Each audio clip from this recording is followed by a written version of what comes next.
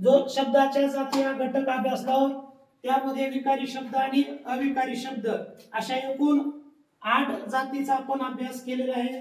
तरी यावर आधारित मी काही तुम्हाला या ठिकाणी प्रश्न विचारणार आहे। तर विकारी शब्दामध्ये नाम कशाच म्हणतात या ठिकाणी कोण सांगेल? ठीक आहे, पवित्रा तू सांग। प्रत्यक्ष दिसणाऱ्या किंवा कल्पनेने जाणलेल्या तिच्या गुणधर्माला जे नाव दिले जाते त्यास नाम असे म्हणतात। उदाहरणार्थ राम, ओमकार, आदित्य, ओम, सिंह, वाघ इत्यादी। Very good. त्यानंतर सर्वनाम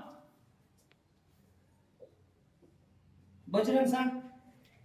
नामाऐवजी वापरल्या जाणाऱ्या शब्दाला सर्वनाम असे म्हणतात। उदाहरणार्थ तो, ती, ते, त्या, जो, जी, जे, ज्या, हा, ही, हे, या, कोण, काय, आपण, स्वतः।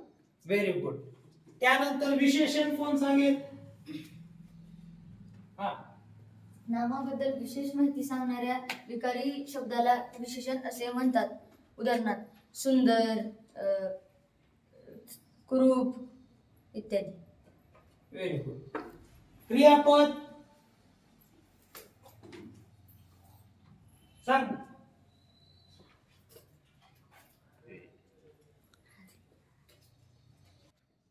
वाक्याचा अर्थ पूर्ण करणाऱ्या क्रियावाचक शब्दाला क्रियापद असे म्हणतात। उदाहरणार्थ धावत, जलद, पळत, झोपत इत्यादी। Very good. नंतर आता आपण अविकारी शब्द कोणते आहेत यावर आधारित प्रश्न तुम्हाला मी विचारणार आहे। नंबर 1 आहे क्रिया विशेषण अव्यय।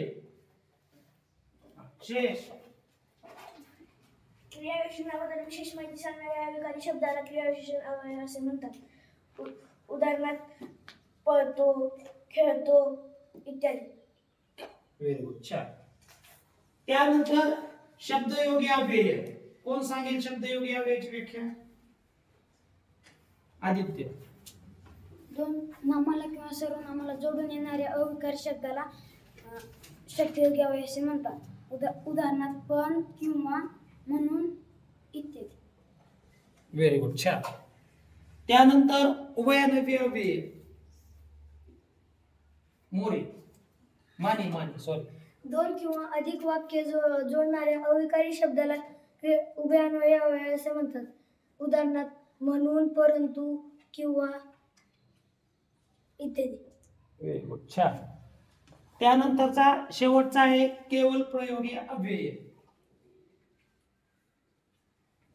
दुःख, आश्चर्य, आनंद व्यक्त करणाऱ्या भावनाला केवळ प्रयोगी अव्यय असे म्हणतात।